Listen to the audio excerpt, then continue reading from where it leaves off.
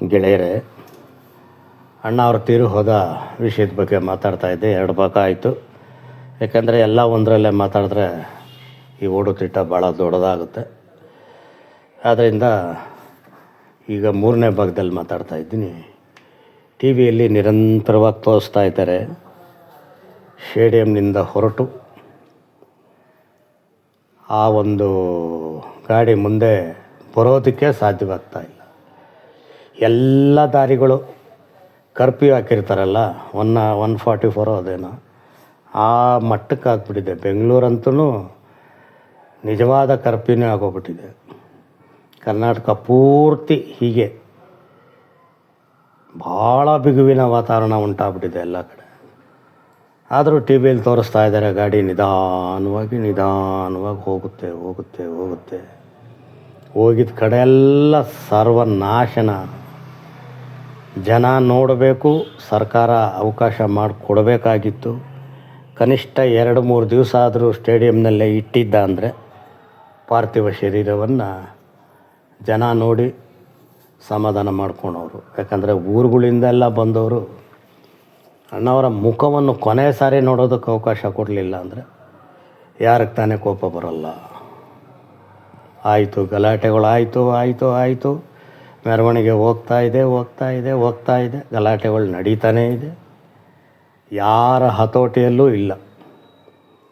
ಅಂದರೆ ಈ ಘಟನೆ ಬಗ್ಗೆ ನಮ್ಮ ಹಿಂದಿನ ACP ಅವರ BK ಶಿವರಾಮ್ರವರು ಹೇಳಿದ್ದನ್ನು ನೆನೆಸ್ಕೊಬೇಕೀಗ.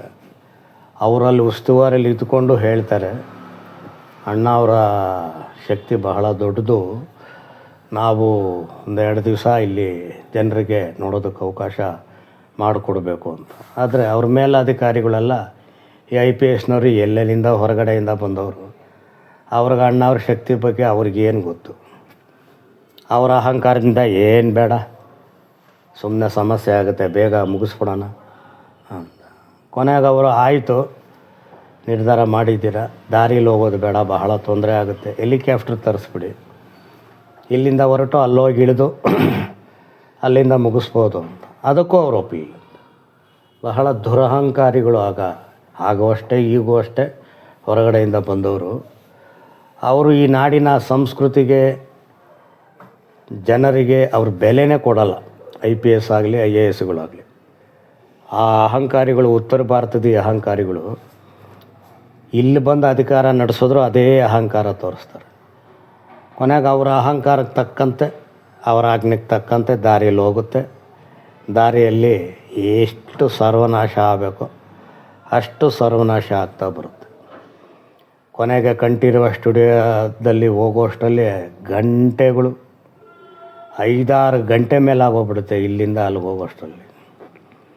ಅಲ್ಲಿ ಎಲ್ಲ ಸಿದ್ಧವಾಗಿದ್ದು ಮನೆಯವ್ರನ್ನ ಕರೆಸಿ ಮಾಡಬೇಕು ಅನ್ನೋಷ್ಟರಲ್ಲಿ ಜನರೇ ಯಾವ ಒಂದು ತಡೆಯನ್ನು ಲೆಕ್ಕ ಮಾಡದೆ ಜನರೇ ನುಗ್ಗಿ ಅಣ್ಣ ಅವರ ದೇಹವನ್ನು ಹೊತ್ತುಕೊಂಡು ಬಂದು ಅವರೇ ಗುಂಡಿಯಲ್ಲಿಟ್ಟು ಅವರೇ ಪೂಜೆಗೆ ಎಲ್ಲ ವ್ಯವಸ್ಥೆ ಮಾಡಿ, ಶಿವರಾಜ್ ಕುಮಾರ್ ಕೈಲಿ ಅವರೇ ಪೂಜೆ ಮಾಡಿಸಿ, ಕೊನೆಗೆ ಅವ್ರ ಕೈಯಲ್ಲೇ ಮಣ್ಣು ಆಗೋಗ್ಬಿಡುತ್ತೆ. ಜಗತ್ತಿನಲ್ಲಿ ಇನ್ನು ಯಾವ ಒಬ್ಬ ನಟರಿಗೂ ಇಂಥ ಒಂದು ಭಾಗ್ಯ ಅಥವಾ ಅವಕಾಶ ಸಿಕ್ಕಿಲ್ಲ ಅನಿಸುತ್ತೆ. ಯಾಕಂದರೆ ಅವರು ಜನರ ಮಾನಸದಲ್ಲಿ ಇದ್ದಿದ್ದು ಹಾಗೆ ಎಲ್ಲ ವ್ಯವಸ್ಥೆ ಆದಮೇಲೆ ಏನು ಮಾಡೋಕ್ಕಾಗುತ್ತೆ. ಅದಕ್ಕೆ ಮೊದಲು ಅಣ್ಣ ಅವ್ರಿಗೆ 1 ತಿಂಗಳು 2 ತಿಂಗಳ ಮೊದಲೇ ಅವ್ರ ತಮ್ಮ ತೀರೋಗಿದ್ರು, ವರದಪ್ಪ ಅನ್ನೋರು. ಅವರನ್ನು ಮತ್ತು ಅದಕ್ಕೆ ಮೊದಲು ತೀರೋಗಿದ್ದ ಅವ್ರ ತಾಯಿಯನ್ನು ಬಿಡದಿ ಹತ್ರ ಇರೋದು ಅವ್ರದ್ದೇ ತೋಟ ಲೋಹಿತ್ ಫಾರಮ್ಮಲ್ಲಿ ಅವ್ರ ತಾಯಿಯವ್ರು ಮಾಡಿ, ಆಮೇಲೆ ವರದಪ್ಪನವ್ರು ಮಾಡಿದ್ರಂತೆ. ವರದಪ್ಪನವ್ರು ಮಾಡೋವಾಗ ಅಣ್ಣವರೇ ಹೇಳಿದ್ರಂತೆ, ನಾನು ತೀರೋದ್ರೆ ನನ್ನ ತಮ್ಮನ ಪಕ್ಕದಲ್ಲೇ ನನ್ನ ಹಾಕಿ ಇಲ್ಲೇ ನನ್ನನ್ನು ದಫನ್ ಮಾಡಿ, ನಾವಿಬ್ಬರು ಜೊತೆಯಲ್ಲೇ ಇದ್ದವರು, ಕೊನೆಗೂ ಜೊತೆಯಲ್ಲೇ ಇರ್ತೀವಿ ಅಂತ. ಆದರೆ ಆ ಸಮಯದಲ್ಲೇ ಅದು ಏನೇನು ಮಾತುಕತೆ ಆಯಿತೋ ಏನೋ ಗೊತ್ತಿಲ್ಲ.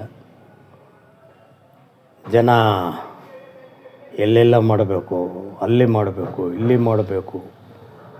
ಕೊನೆಗೆ ಯಾರೋ ಅವ್ರ ಕಡೆಯವ್ರು ಯಾರೋ ದೊಡ್ಡವರು 2 ಸಮಾಧಿ ಮಾಡಿದ್ದೀವಿ, ಇನ್ನೊಂದು ಮಾಡೋದು ಬೇಡ, 3 ಮಾಡಿದ್ರೆ ಅದು ಸ್ಮಶಾನ ಆಗ್ಬಿಡುತ್ತೆ ಅಂತೇಳಿದ್ದಕ್ಕೋ ಏನೋ ಅವ್ರ ಮನೆಯವರು ಒಪ್ಕೊಂಡು ಕೊನೆಗೆ ಎಲ್ಲಿ ಮಾಡೋದು ಅಂತ ಆಲೋಚನೆ ಮಾಡಿ ಕೊನೆಗೆ ಇವ್ರು ಗಾಜನೂರಲ್ಲೂ ಆಸೆ ಇತ್ತು ಅವ್ರಿಗೆ ಅಣ್ಣ ಅವ್ರದ್ದು ಮಾಡೋದಕ್ಕೆ.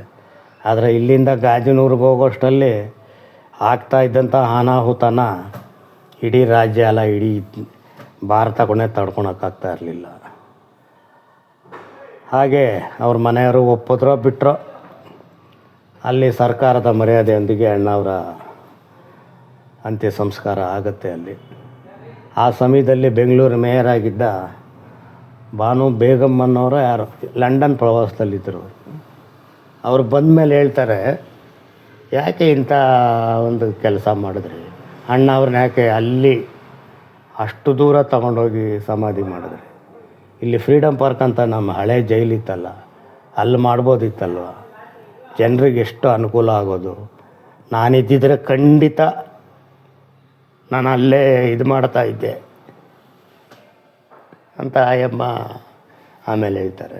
ಯಾರ್ಯಾರ ಮಾತು ಏನೋ, ಅಲ್ಲಿ ಆ ಗಲಾಟೆಯಲ್ಲಿ ಯಾರ ಕೈಯಲ್ಲೂ ಪರಿಸ್ಥಿತಿನ ಹತೋಟಿ ಮಾಡೋಕ್ಕೆ ಆಗಲಿಲ್ಲ. ಅದಕ್ಕೆ ಕಾರಣ ಸರ್ಕಾರನೇ. ಯಾಕಂದರೆ ಸರ್ಕಾರ ಅಣ್ಣವ್ರ ಬಗ್ಗೆ ಬಹಳ ಲಘುವಾಗಿ ತಗೊಂತು. ಅವ್ರ ಶಕ್ತಿ ಬಗ್ಗೆ ಇವ್ರಿಗೆ ಅಂದಾಜು ಕೂಡ ಇವ್ರಿಗೆ ಮಾಡೋಕ್ಕಾಗಿರಲಿಲ್ಲ. ಅದು ದೇಹವನ್ನು ಭಾಳ ಬೇಗ ತೆಗೆದುಬಿಟ್ರು.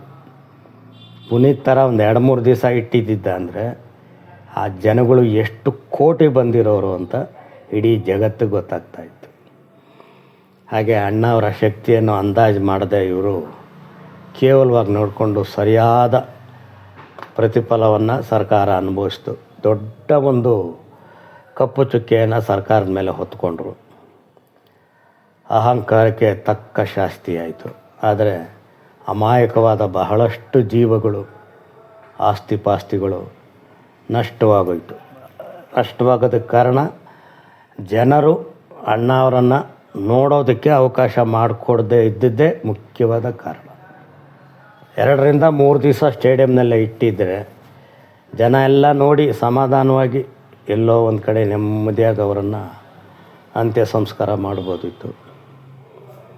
ಆದರೆ ಆಡಳಿತದಲ್ಲಿರುವ ಅಧಿಕಾರಿಗಳು, ರಾಜಕಾರಣಿಗಳು ಹೀಗೆ ಬಹಳ ಕೇವಲವಾಗಿ ನಡ್ಕೊಂಡು ಒಂದು ಮಹಾ ಚೈತನ್ಯ, ಆ ಚೇತನಕ್ಕೆ ಸರಿಯಾದ ಮರ್ಯಾದೆ ಕೊಡದೆ ಅವಮಾನ ಮಾಡಿದರು ಮತ್ತು ಅದಕ್ಕೆ ಸರಿಯಾದ ಪ್ರತಿಫಲವನ್ನು ಅನುಭವಿಸಿದರು.